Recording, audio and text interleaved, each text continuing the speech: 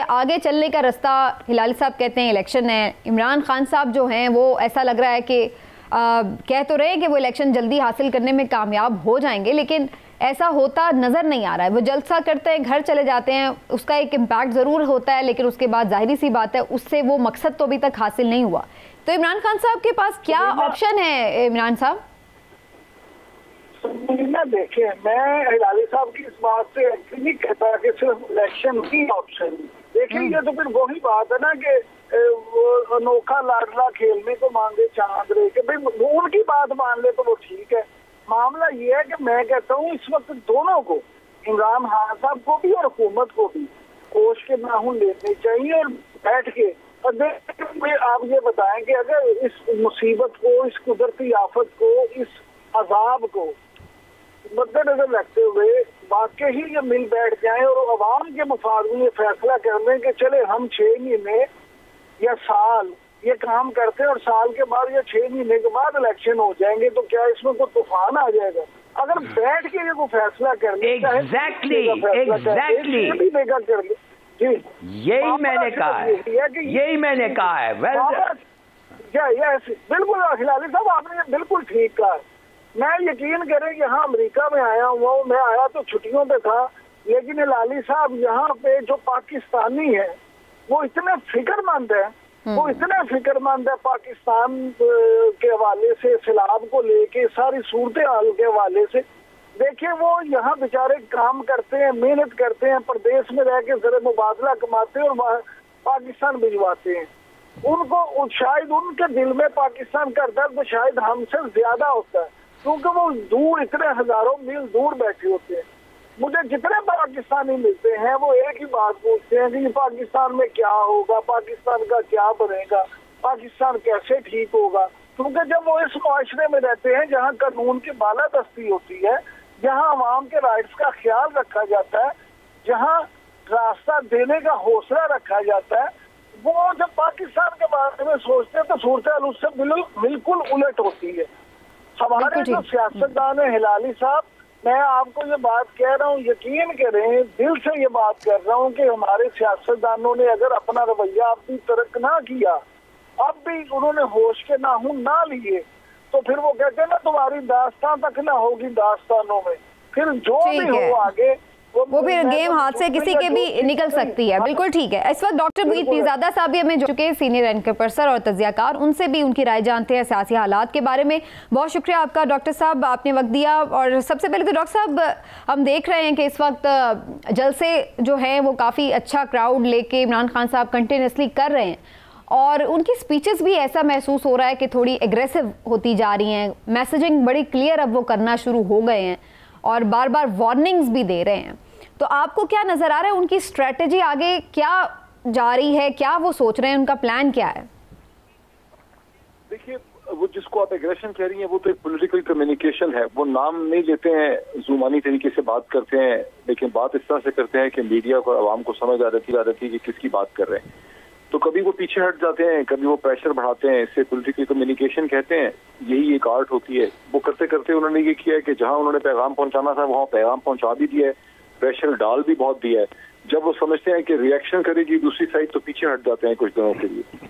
तो ये पैटर्न उनका एक मसलसल चल रहा है और इसमें वो बड़े कामयाब हैं। और इस वक्त की जो मुल्क की माशी सूरत हाल है और जो चैलेंजेस हैं, अब जैसे फ्लड है, ये फ्लड से मजीद उनको मदद मिलेगी, क्योंकि जाहिर है कि अभी फ्लड का हम फिजिकल इम्पैक्ट देख रहे हैं। इसके बाद जो इसमें से मायूसी निकलनी है, जो बदहाली निकलनी है, जब लोगों की रिपैट्रिएशन ठीक तरह से नहीं हो सकेगी, जाहिर है कि इमरान खान साहब उस सियासी सूरत हाल पर भी बिल्ड कर सकेंगे। उनकी सियासत बड़ी कामयाब जा रही है इस वक्त। लेकिन डॉक्टर साहब, उनकी सियासत जी, चलिए आप कर लीजिए। डॉक्टर साहब, मैंने 4 साल पहले आपके साथ 2 खबरें शेयर की थी, आपको याद है ना? फिर आपने उसकी तस्दीक भी की, वैसा ही हुआ जैसा हमने आपस में डिस्कस किया था। आप क्योंकि माशाल्लाह अंदर की खबर भी रखते हैं, आपके ताल्लुकात भी हैं, आप क्या समझते हैं कि नवंबर में जिस नई तैनाती का जिक्र किया जाता है उसके बाद हालात कुछ बेहतरी की तरफ जाएंगे?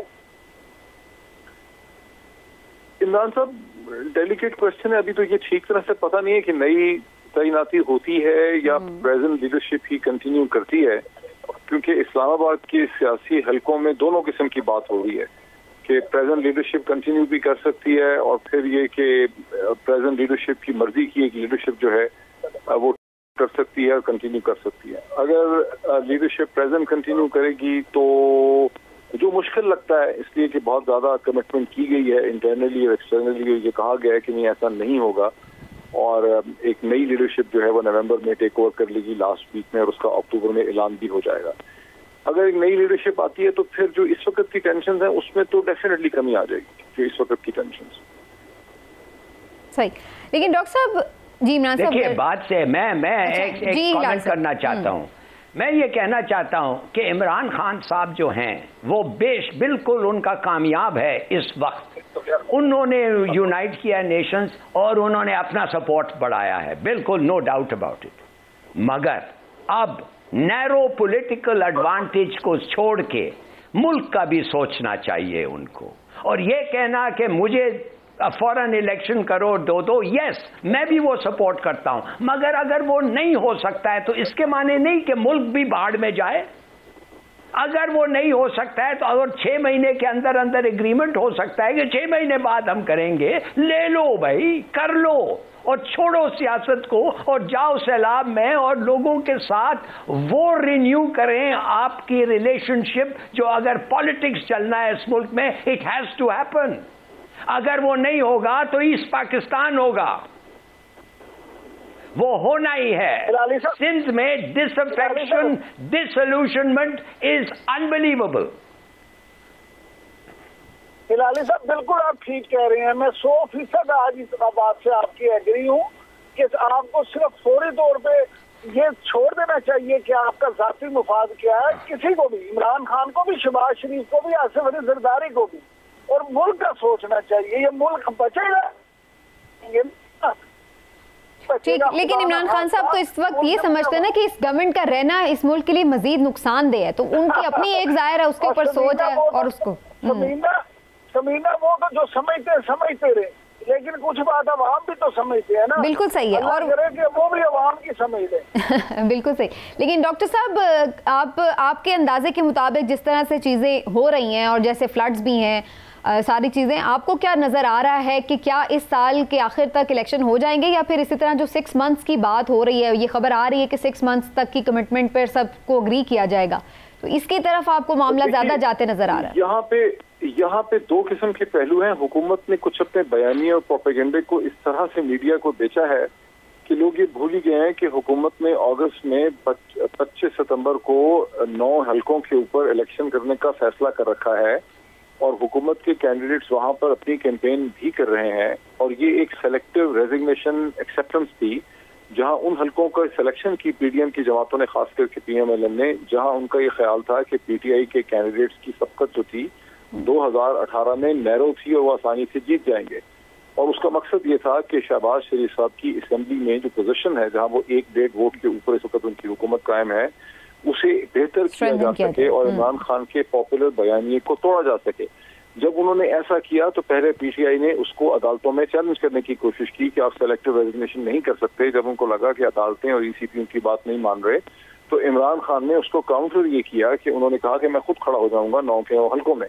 फिर उनको उन हलकों से रोकने की भी कोशिशें की गई, हर हलकों से। जब उसमें भी कामयाबी नहीं हुई तो हुकूमत ने नया बयानिया शुरू कर दिया, जिसमें लोग ये भूल ही गए हैं कि वो 25 सितंबर को इलेक्शन हो रहे हैं और इमरान खान जो जलसे कर रहे हैं वो पॉलिटिकल मोबिलाइजेशन कर रहे हैं हुकूमत की उस मूव के खिलाफ।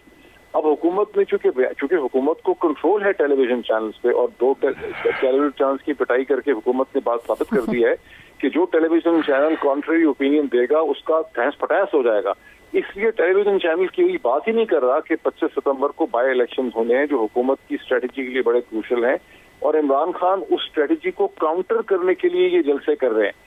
यहाँ पर दिखाया ऐसे जा रहा है कि इमरान खान जलसे कर रहे हैं, उनको चाहिए कि फ्लड में आके बोरियां बांटें और वो बड़े संगल हैं, बड़े बेहस हैं। ये टेलीविजन चैनल्स की सरासर इंटेलेक्चुअल डिसऑनेस्टी और मुनाफिकत है कि वो इस चीज के ऊपर आ ही नहीं रहे कि 25 सितंबर को यहाँ बाई इलेक्शन होने। अगर हुकूमत को इतनी दिलचस्पी थी पाकिस्तान के लोगों से फ्लड से, तो बाई इलेक्शन को कैंसिल कर देते।